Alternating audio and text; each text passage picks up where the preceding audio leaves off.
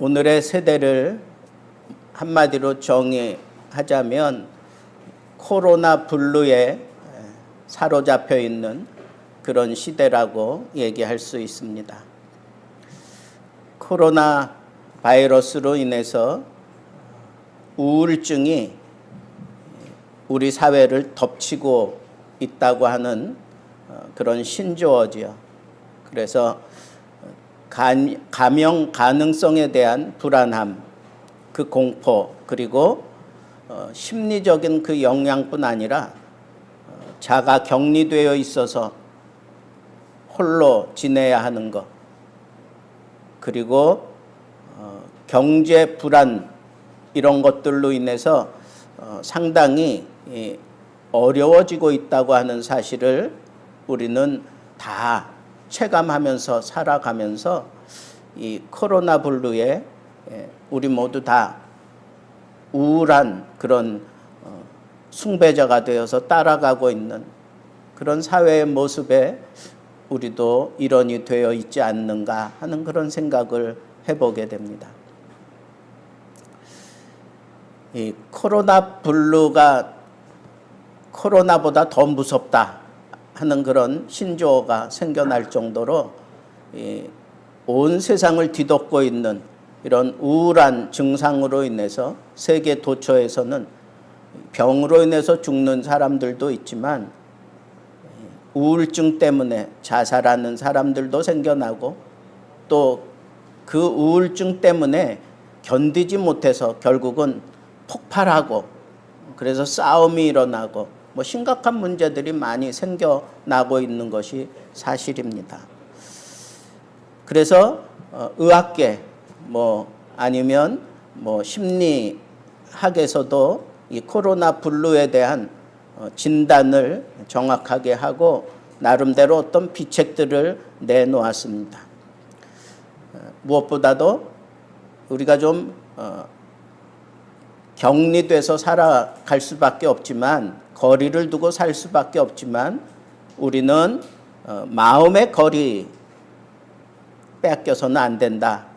그것이 첫 번째 그런 비결이라고 얘기를 합니다.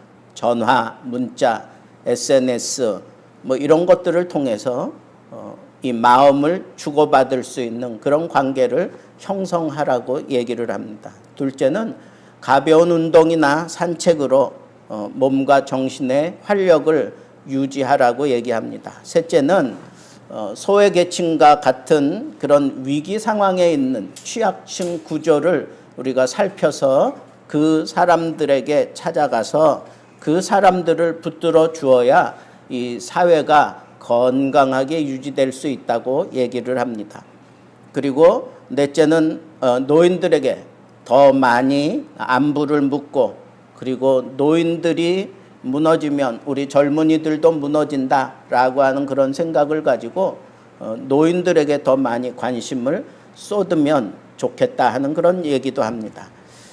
마지막으로는 불필요한 그런 공포감이나 과학적 근거가 없는 가짜한 뉴스에 현혹당하지 말라고 그렇게 당부를 하고 있는 것도 볼 수가 있습니다.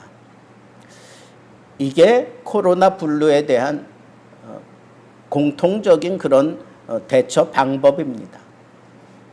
근데 과연 이것이 제대로 실행된다고 해서 우울한 그런 마음이 사라질 수 있을까 하는 그런 의문은 여전히 남아있는 것이 사실입니다. 그러면 우리 예수 믿는 사람들은 어떻게 이 상황을 극복해야 하는가 하는 문제가 우리에게 다가오게 됩니다. 그래서 저는 생각을 하다가 바울이 이 상황을 멋지게 극복한 그런 사건을 제가 떠올리면서 이거면 된다 하는 생각을 가지고 찾은 말씀이 바로 오늘 본문 말씀 빌립보서 4장 10절에서 13절에 있는 말씀입니다. 그 성경의 내용은 간단합니다. 예전에 이 빌립보 교회가 바울의 선교 사역에 적극적으로 동참을 하다가 여러 가지 이유 때문에 여러 가지 그 안 좋아진 상황 때문에 적극적으로 돕지 못하고 있다가 다시 도울 수 있는 그런 상황이 생겼어요.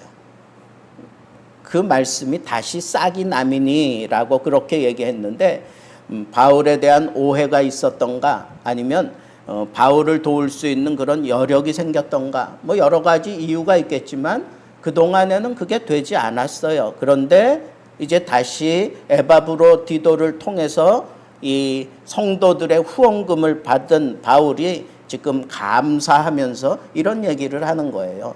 다시 싹이 나미니. 여러분, 아무리 극심한 그 공포가 조성이 되고 또 아무리 극심한 그런 어려움이 우리를 뒤덮을지라도 기억해야 될 것은 다시 싹이 나는 그때가 반드시 온다고 하는 사실을 우리는 역사를 들여다봐도 알 수가 있고 그리고 우리 자연현상을 봐도 다 알 수가 있습니다. 겨울, 그 혹독한 겨울을 그냥 삐쭉하게 모든 것 다 떨어져 나간 그 상태에서 끝까지 견디다가 그냥 다 죽은 것 같은데 봄이 되니까 다시 푸릇푸릇 싹이 나고 뭔가 새로운 생명이 돋아오르는 것을 우리는 너무나 잘 보고 있습니다. 하나님이 만든 세계는 그럴 수밖에 없어요. 하나님이 살아 계시는 한 항상 다시 싹이 나게 되어 있어요.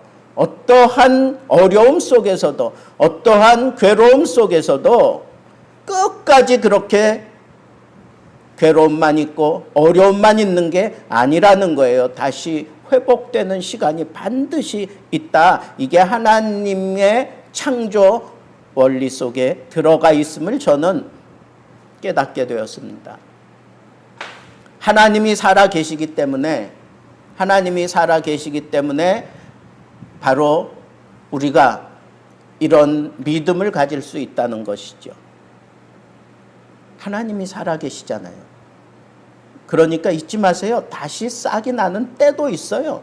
하나님이 그렇게 돌리셔요. 이 세상의 역사를 그렇게 돌리셔요. 다시 싹이 나요. 고목이라고 싹이 안 나는 게 아니에요. 다시 싹이 납니다. 어떤 상황에서도 다시 싹이 나는 것이 하나님의 창조 질서고 하나님의 창조 원리입니다. 그래서 바울은 감사해요. 이제 다시 시작된, 다시 싹이 난 그 모습을 보고 적극적으로 감사해요.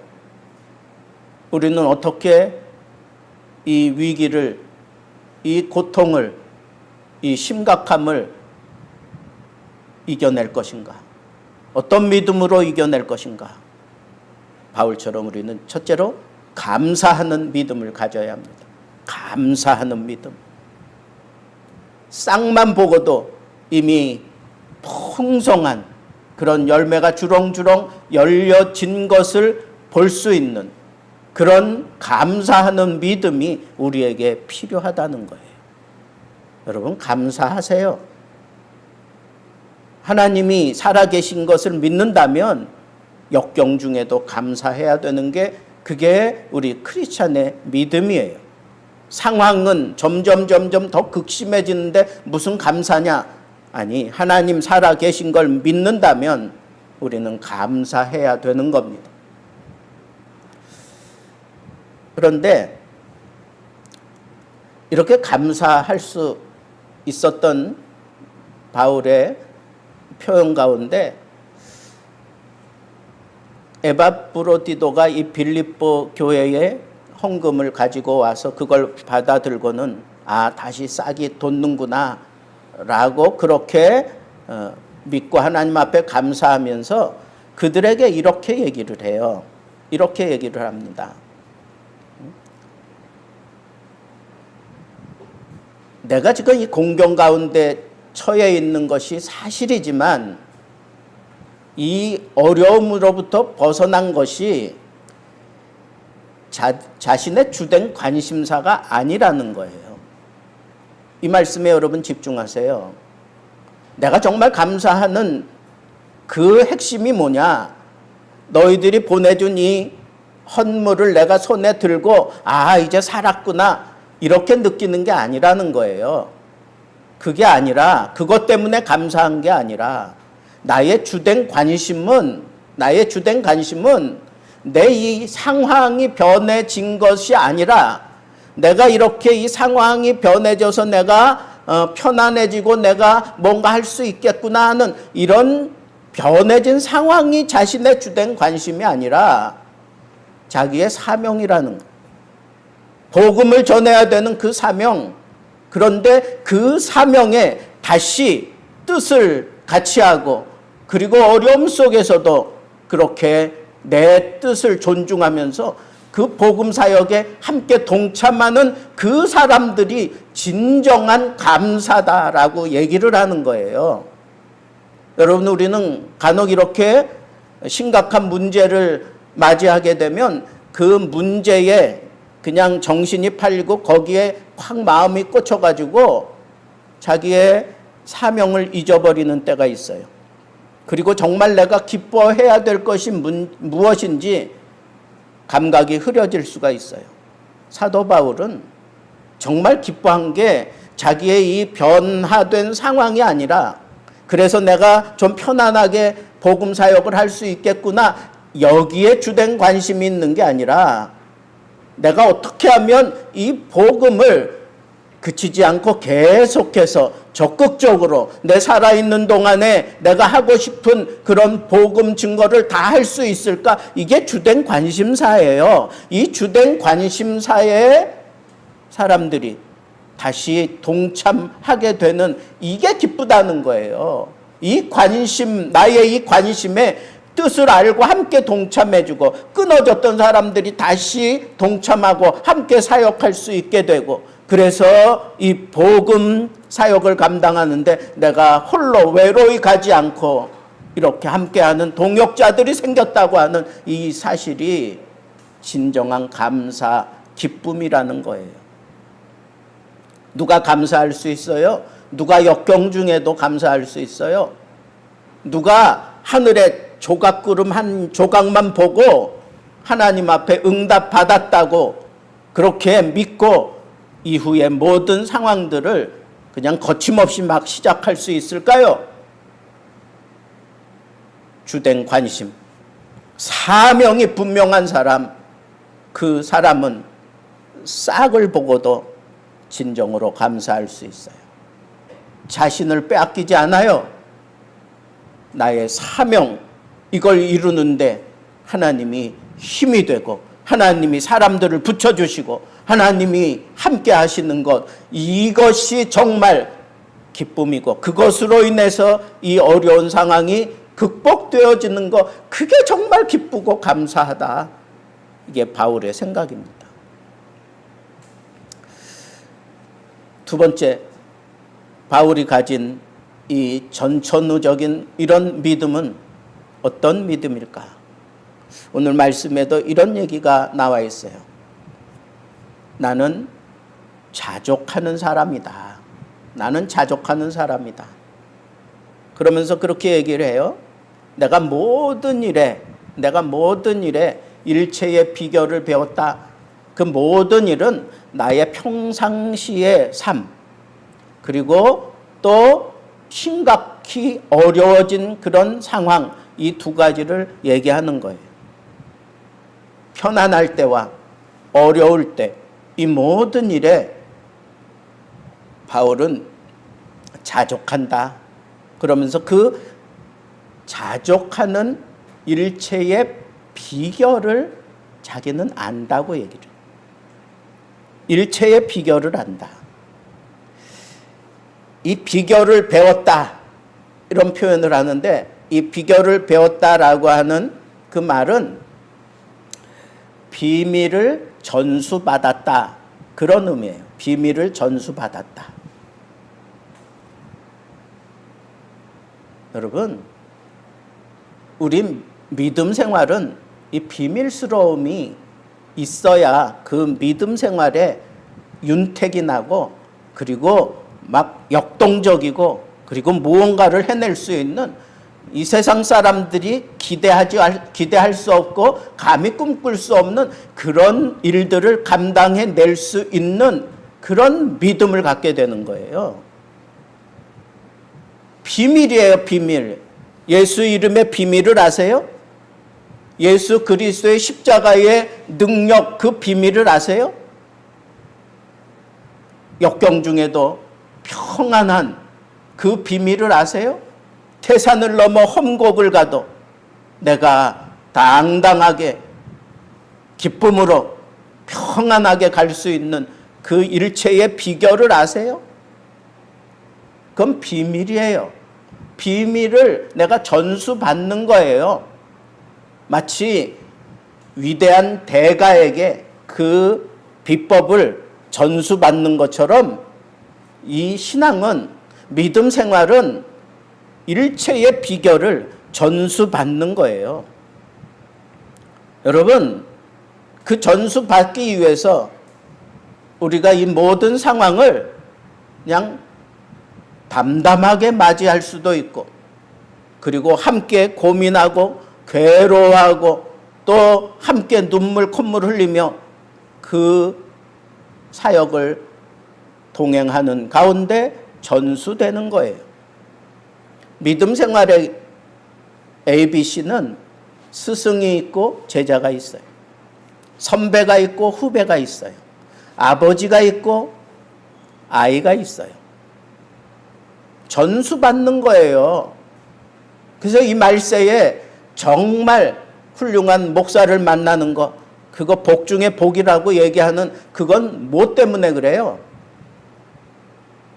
그 훌륭한 믿음을 내가 전수받고 그 전수받은 그 믿음을 가지고 내가 살아갈 수 있다 하는 그 사실 때문에 기뻐하고 그 사실 때문에 내가 더 열심을 내는 거 아니겠어요? 여러분, 그냥 성경만 열심히 읽다가 뭔가 전수받는다? 깨달을 수 있어요. 하나님의 은혜가 임할 수 있어요. 그러나 건강한 믿음은 전수받는 거예요. 선배를 통해서 전수받는 거예요. 앞서간 믿음의 선조들을 통해서 전수받는 거예요. 그리고 나를 지도하는 멘토를 통해서 전수받는 거예요. 이게 믿음이에요. 이 믿음의 비밀을 우리가 전수받는 거예요. 이런 방법이 중요해요. 그래서 우리가 이렇게 공동체 생활을 하는 거예요. 알게 모르게 공동체 생활을 하면서 그 비밀들을 터득하게 되고 전수받게 되기 때문에 그런 겁니다. 저는 오늘 이 말씀을 묵상하면서 정말 바울처럼 내가 어떠한 형편에든지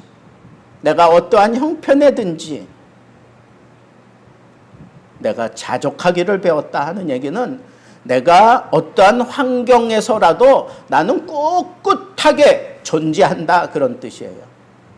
그게 역경이든 아니면 그게 나를 참 곤란하게 만드는 환경이든 아니면 그게 나를 참 괴롭게 만드는 환경이든 그래도 나는 존재한다는 거예요. 한번 따라해 봅시다. 어떤 환경에서라도, 더 크게, 어떤 환경에서라도 나는 존재한다. 이게 비밀을 터득한 사람의 자세입니다.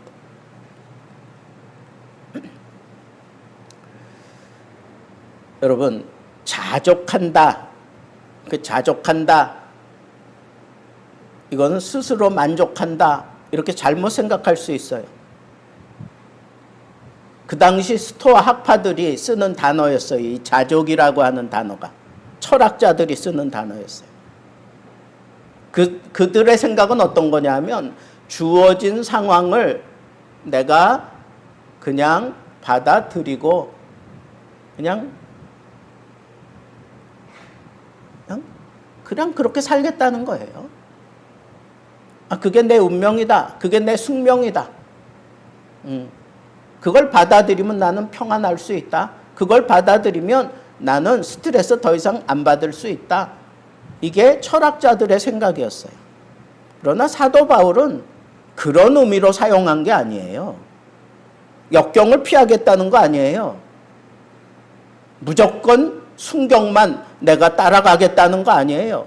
그것만 하나님 앞에 내가 구한 것이 아니라는 거예요. 역경은 역경대로, 순경은 순경대로 내가 거기에 비밀을 아는 거야.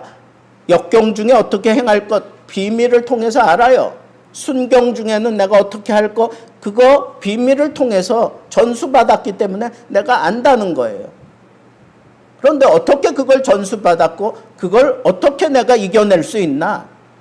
그냥 포기한 채로 운명으로 생각하고 받아들이는 채로 아니에요.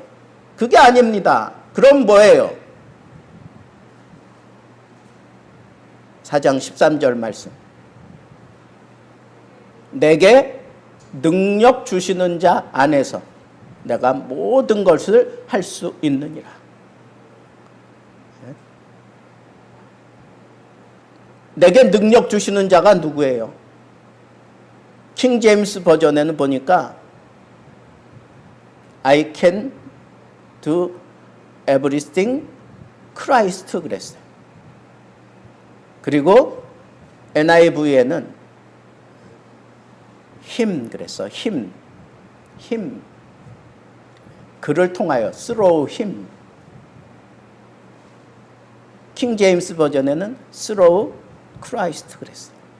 예수 그리스도를 통하여 내가 이런 상황에도 저런 상황에도 나는 I can do 그랬어. I can do everything.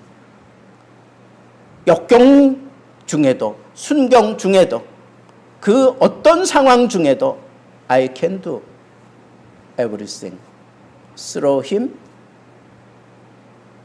그리고 그 이유가 뭐예요? Who gives me strength. 내게 능력을 주시는 자 안에서 내게 능력을 주시는 자 안에서 내가 역경 중에도 또 평안한 중에도 내가 이 비밀을 사용하는 힘을 가졌기 때문에 나는 할 수 있다. 모든 것을 할 수 있다. 모든 상황에 내가 자족할 수 있다.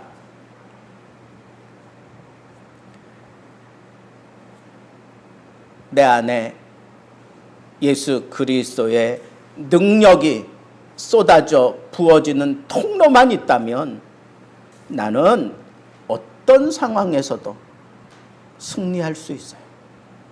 그 어떤 어려움도 다 풀어낼 수 있어요. 포기할 것이 아니라, 그래서 그냥 마음의 평안을 찾는 것이 아니라 역경 중에 내가 부딪혀 가면서도 내 마음이 흔들리지 않고 의지가 꺾이지 않고 사명을 이루어가는 중에 그리스도가 나에게 힘을 주고 능력을 주기 때문에, 그러면서 나에게 쌓여진 이 비밀, 이 능력, 이것이 바로 나의 믿음이라는 거예요. 이 믿음을 가지고 우리는 이 상황을 이겨낼 수 있습니다.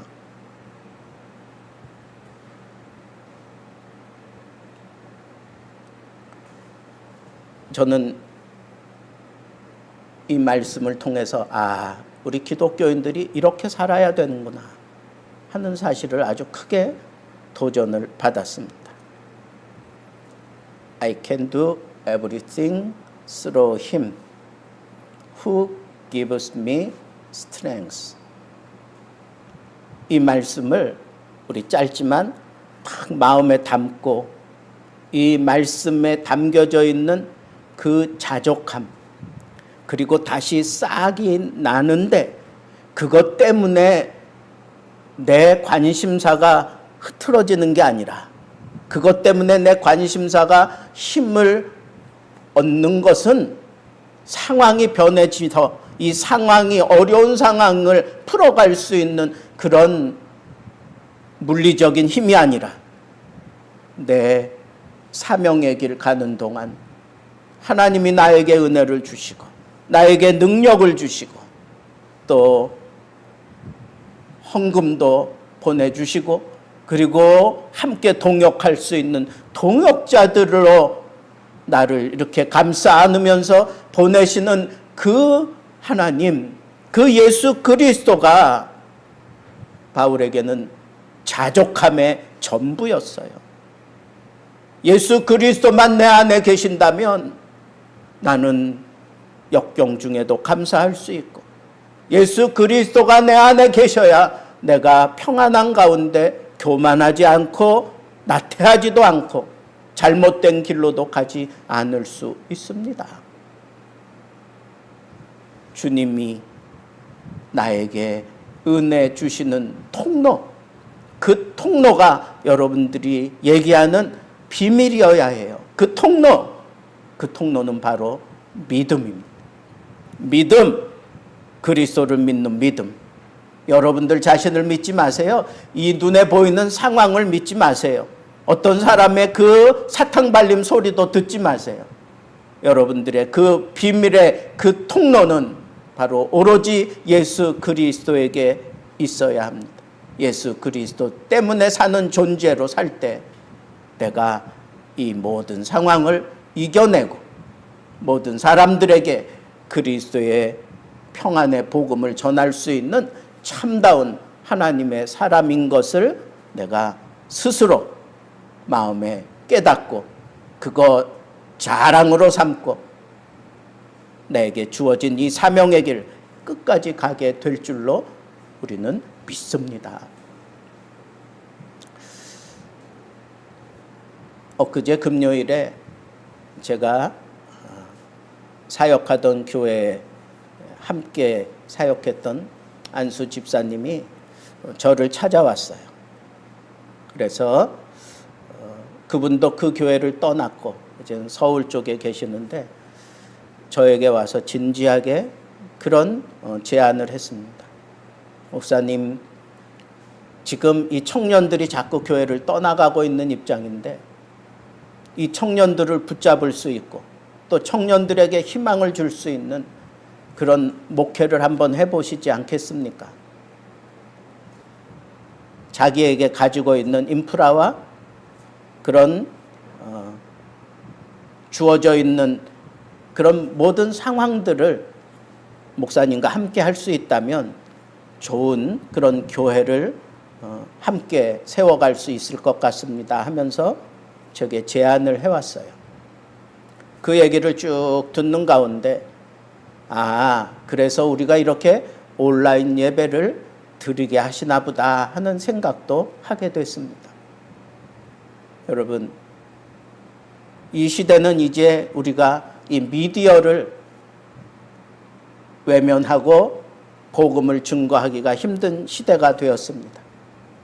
이렇게 말로만 하는 설교보다 사실은 PPT를 띄워놓고 거기에 적당한 그림도 들어가고 그리고 안내하는 말이 애니메이션화 되어가지고 사람들의 시선을 사로잡고 그리고 그네들의 귀를 사로잡을 수 있는 이런 미디어가 그 미디어의 그 세계 속에 젊은이들이 다 젖어 있는데 이 교회만 지금 그런 데서 자꾸 뒤떨어져 가고 있기 때문에 젊은이들이 발 붙일 곳이 없습니다. 그러니까 우리가 이런 미디어로 젊은이들을 이렇게 붙잡을 수 있는 그리고 또 그런 사역을 이런 미디어를 통해서 사역을 해갈 때 젊은이 파급 효과들이 많습니다. 그런 쪽에 좋은 모델을 세울 수 있는 교회가 되면 좋겠습니다 하는 그런 제안을 해왔습니다. 저는 그 얘기를 들으면서 참 기뻤어요. 그래, 이 시대에 바로 이런 목회가 필요하지. 이 시대의 젊은이들에게 정말 파고 들어갈 수 있는 그런 목회를 함께 꿈꿀 수 있는 사람을 보내주시나 보다 하는 그런 생각을 하게 되었습니다. 여러분, 저에게 많은 꿈이 있습니다. 그리고 이 말세 지말에 정말 하나님이 기뻐하시는 그런 참다운 교회의 모습은 어떤 건지 깊이 생각하면서 정리를 하고 싶습니다. 이런 위기 가운데, 이런 위기 속에서 하나님이 뚫고 나갈 수 있는 그런 길을 제시해 주신다 하는 그런 확신을 가졌습니다. 우리 교회가 앞으로 지향해 가야 되는 그런 교회의 모습이 이렇게 전개되겠구나 하는 그런 생각으로 가득 차 있습니다. 여러분들도 함께 고민하면서 우리 교회가 젊은이들을 수용할 수 있고 젊은이들에게 꿈을 줄 수 있는 그런 교회로 자리 잡을 수 있도록, 하나님이 지금의 이 상황은 힘들고 어려운 상황이고 교회적으로도 사회적으로도 참 힘들고 어려운 상황이지만 이 상황도 바울이 얘기하는 에브리띵에 다 들어가 있는 상황이에요.